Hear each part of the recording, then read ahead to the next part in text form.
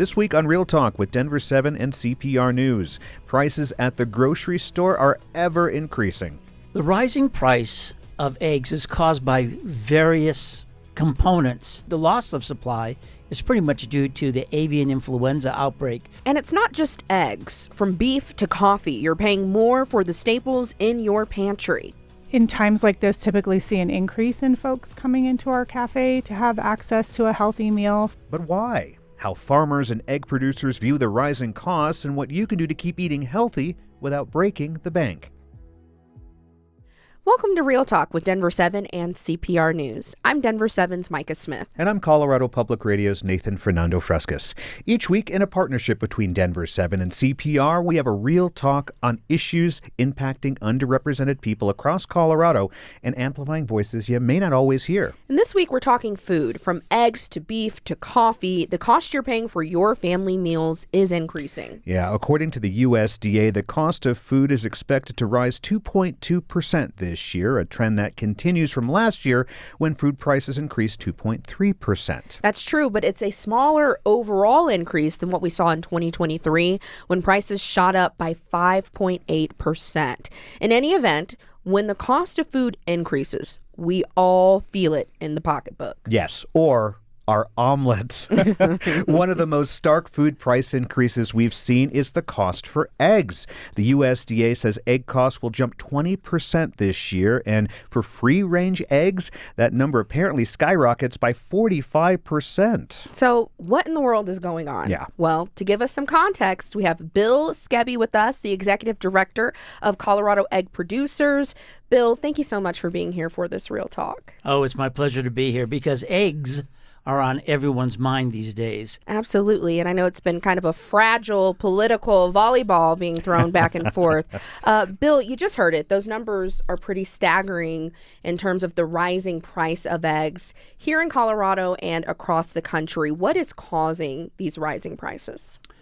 The rising price of eggs is caused by various components in the production of eggs, but also in the laws that regulate eggs, okay? Producing eggs is very, it's not confusing as much as it has many different layers. First, we have the farm, okay? Then we have the commodity market where the eggs go. And then we have the retail stores where they're actually sold. So we have 3 levels of development before that egg even gets to the grocery stores. So think about it. 3 separate groups of people, 3 separate ways to get the eggs all to the market. The cost is pretty much inflation. The loss of supply is pretty much due to the avian influenza outbreak that we are having right now. This is a natural virus that comes about, and it has taken over our eggs throughout the nation.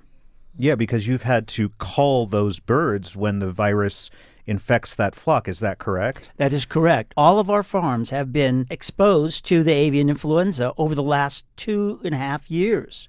And so that means that the entire flock is euthanized. It's lost.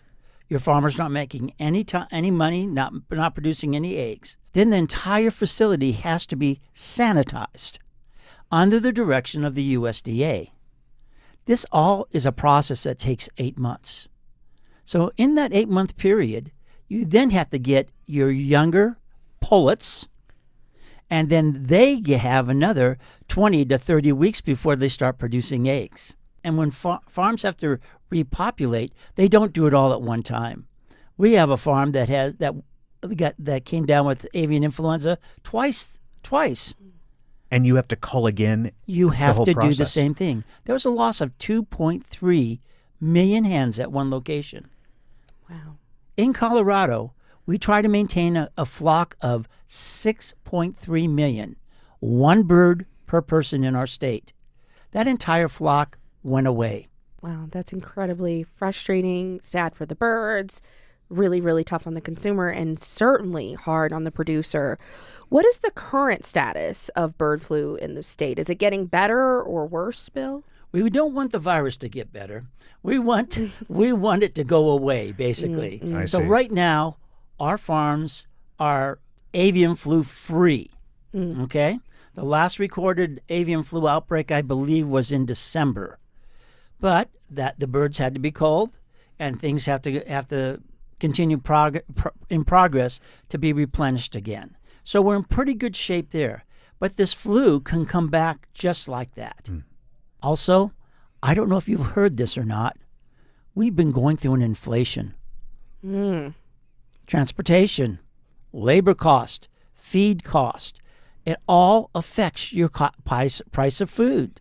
So it's not the egg producer, it's the intangibles that are involved with producing eggs. You're saying that it is such a complicated process for consumers who go and depend on these eggs at the grocery store. What do you say to them? Wait. Your practices in buying eggs, if they're too much at the store that you go to another store. If instead of buying 1 dozen eggs, buy an 18-pack or a 24-pack, make it last a little bit longer. This will all level out once we get rid of the avian influenza and our supply of eggs come back into full force, which won't be till sometime in the summertime. Okay, so just wait, be patient. What are we doing to fight avian influenza? That is a great question. Most people forget about what we do naturally at our farms.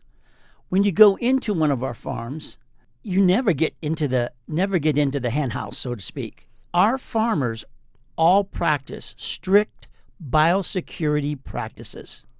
Before you go into where the chickens are, you undress, you shower, you biosecure suit, then you go into the flock. When you leave, you reverse the process. When trucks enter our facilities, their undercarriage are all washed. Then when they leave, everything's washed. It is a whole continual fight against any kind of infection that could get into our barns. Now you're going to say, well, how does this happen? It could be a drop of rain coming in from a roof that has a bird feces on it that dropped into that flock. And we've also discovered, and as these viruses grow, they mutate. So we are always checking on air filtration. And our farms looked at all of these things, are constantly looking at better ways to protect their flock. So it is a real combination of controlling the environment, controlling who goes into that environment, making sure that it's as pristine and as possible, and allowing those hens to live a really great life. That is so interesting. Things I never thought of. In Colorado, we know the state's cage-free law also went into effect at the beginning of the year. How is that impacting supply and prices? Okay. Cage-free and how you raise eggs has nothing to do with the supply. Absolutely nothing to do with the supply. Avian influenza has taken at least 10% of our flock out of production in different areas right now. So the cage-free laws really have nothing to do with the supply of eggs. We don't have it now because of avian influenza. I think that that's such an important answer because we have seen in certain grocery stores, I won't name any names, signs on, their refrigeration units, sometimes blaming the cage-free law. And so you giving that clarification is very helpful because I was deeply concerned when I saw that sign on my local grocery store where the eggs would have been, it was empty. So I think that's a really good explanation. Bill Skebby, Executive Director of Colorado Egg Producers, thank you for joining us for this Real Talk. It has been an extraordinary time, and I appreciate your interest in eggs because we are in 95% of all the households out there. It costs a lot to grow the food you buy at the grocery store, and farmers across Colorado are constantly working to keep theirs and your prices down. Up next, how farmers across Colorado, New Mexico, and Wyoming are eyeing this upcoming growing season and the new Trump administration. Stay with us. This is Real Talk with Denver 7 and CPR News.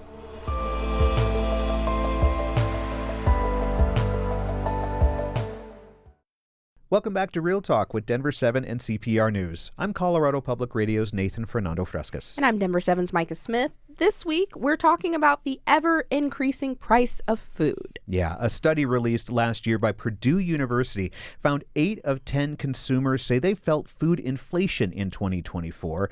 Across Colorado, Wyoming, and New Mexico, thousands of farms produce and grow the food you buy at farmers markets and at your grocery store. So what are their concerns about rising food costs and the rising costs of farming itself? The Rocky Mountain Farmers Union is more than 100 years old. It advocates for family farms, ranchers, and rural communities. From youth education programs to educating lawmakers in Washington, D.C., the union's been around since 1909. So we got a chance to talk to Chad Frank, president of the Rocky Mountain Farmers Union. Here's our conversation with him. Chad, thanks so much for being here. Of course. Thank you for having me. So the Rocky Mountain Farmers Union represents farmers in Colorado, New Mexico, and Wyoming, and naturally consumers might think that it's the farmers that they need to blame for the cost of eggs and the increase in corn and things like that. What do you say when people are like, I'm upset that I'm paying more at the grocery store? Farmers don't make the prices. Farmers are price takers. They don't get to make their markets. When the corn's ready to harvest, you can either store it in your own bins or you can sell it in town. If you sell it in town, you take the price at harvest time. If you put it in your bin, you're going to take the price when you take it out of the bin. Same thing with cattle. When they're ready to go to harvest, you take them in and you get the price that you get. Right. So when you see price increases in the stores, it comes from the market. It's not the farmer setting that market.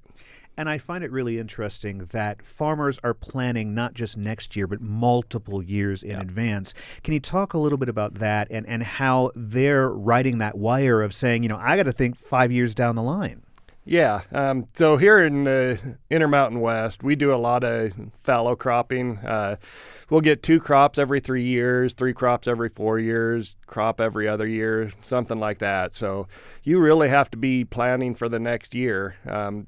What your ground is done, what you do to your ground as far as plowing it, preparing it, changes for different crops. So you can't think just, what am I doing next month? You're thinking, what is the next crop after this year? Yeah. What are the concerns of farmers this upcoming growing season? I know California, they have concerns about migrant labor and things like that.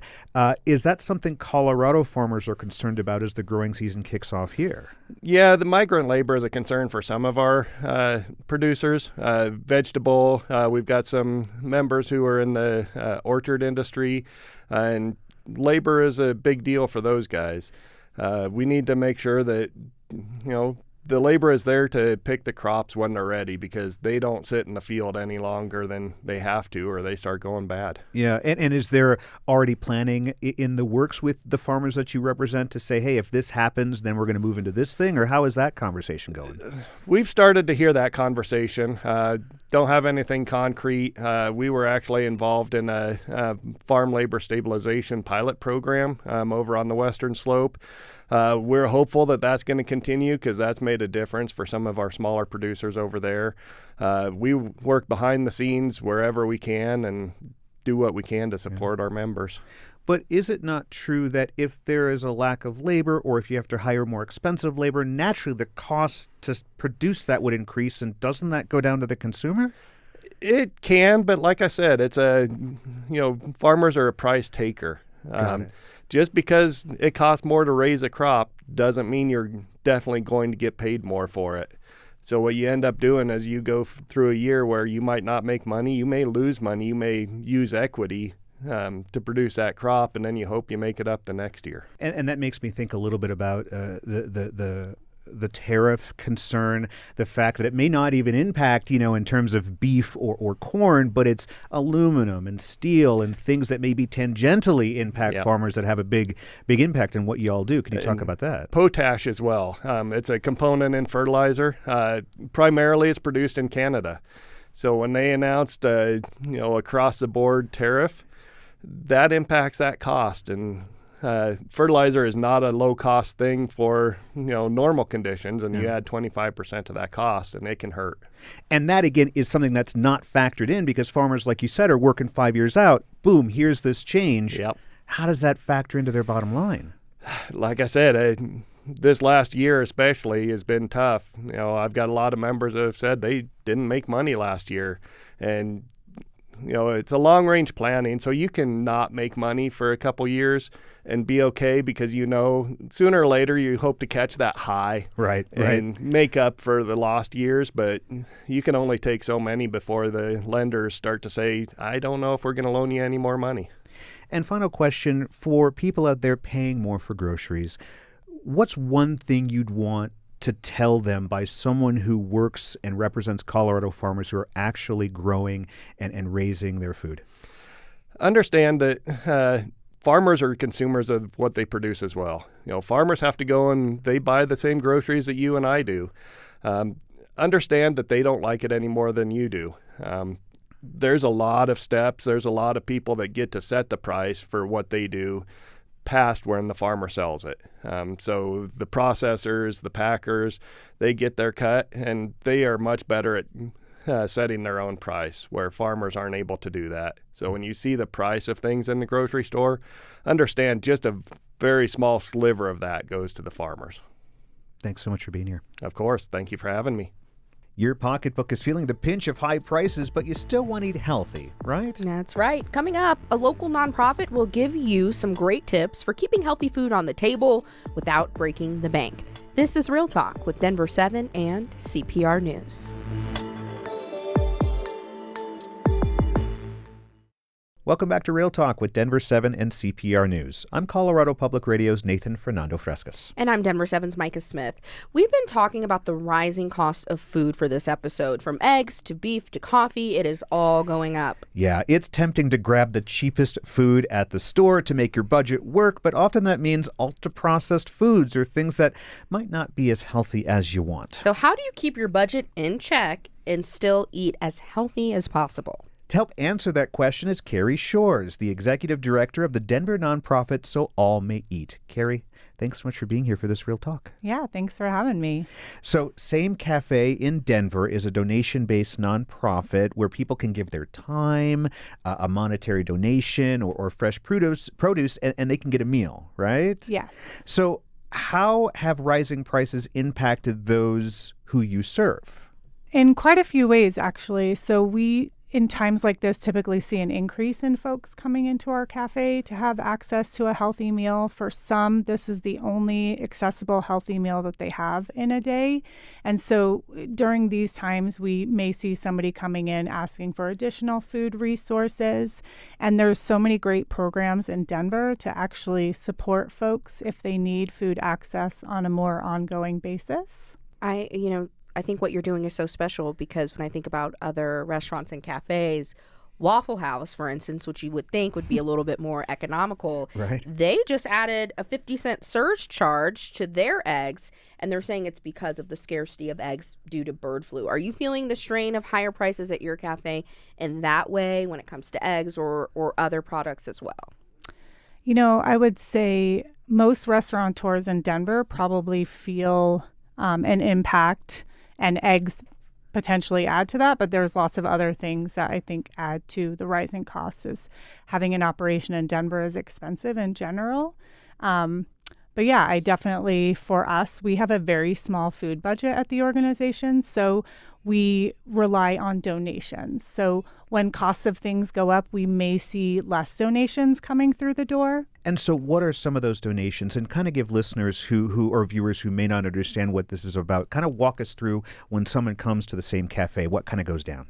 Absolutely. So we take donations of produce. We take donations of meat, eggs, dairy, things like that. So we ask people to come in a specific time of the day, and all they need to do is come in and prove that this came from a specific place, a grocery store, Costco, a farmer garden, and then we're able to process that donation in our space. And then we take that food and we turn it into lunch every day of the week. Wow. Yeah. You mentioned sometimes this is like the only healthy meal that some of your customers will get in a day. Mm-hmm. What has been just their reaction to being able to receive that meal? I can imagine it's one of relief, one of, wow, I can do something good for my body. I'm not reliant on canned good donations. And I'm not throwing shade on canned good donations because they serve an important purpose, but what you're doing is so incredible. Agreed. Yeah, we definitely see an increase in people's mental health in a positive way when they're able to have access to healthy food on a regular basis. So one of the most important things about our space and what it represents is community. So people feel really safe coming there knowing that they're going to have access to healthy food, but also a safe space to enjoy it in. So the health food is part of it, but the community is also a big part of that. Yeah, and it's so great that the community can step up and say, hey, we're going to help with this vegetable, with this meat, with the things like that. With the price of healthy food increasing, eggs, beef, things like that, are there ways that your nonprofit is kind of saving money or kind of figuring out ways to work through this that maybe you can perhaps pass on to our viewers and listeners to say, hey, this works for us, maybe it'll work for you? Absolutely. I think when it comes to thinking about healthy food and healthy eating, diversity is huge. And when you think about maybe, 2 or 3 days a week, I might not have meat in my meal where I'll increase vegetables, rice, beans, whole grains, things like that are superfood powerhouses. And sometimes we can tend to forget about those. Yeah. So when you are open and available to having that diversity in the way that you shop and the way that you eat, you will save money. Absolutely. We know from talking to Bill Skebby, Executive Director of Colorado Egg Producers, that if we hold out a little while longer, we will see more eggs and prices will go down slightly. But we also know prices will never be what they were before. As we navigate in this space, families trying to set their budgets while also helping their neighbors most in need, what can we do to contribute to your mission? What can our viewers and listeners do that really believe in what you're doing? Yeah, continue to just remember that healthy food should be accessible for all. It's a right, not a privilege. And when you think about how you can give back to your community, food is a great place to start. Healthy food an even greater place to start, because we know that sometimes healthy food is the one least accessible thing for folks out there. My next door neighbor just started a garden in his backyard. Is that a way that maybe you can see as another option out there for people who are feeling those that pinch at the grocery store? Absolutely. Growing your own food is fun. It sometimes can be easy, and there's so many great organizations out there that will help you with donating free seeds and free starter plants to get your garden going. There's free educational classes out there as well to help. But I have a garden myself, and I am able to save money during the growing season here by not having to go to the store and purchase produce. So it does have a financial impact having your own garden. Well, I am not known to have a green thumb, but it sounds like it might be worth a try. Carrie Shore is the Executive Director of the Denver nonprofit So All May Eat. Carrie, thank you so much for joining us. Thank you for having me today. And that's this week's episode of Real Talk with Denver7 and CPR News. Every week we have a real talk on issues that impact Coloradans who are often overlooked. You can find all of our shows on denver7.com/realtalk or at cpr.org/realtalk. Have a great day.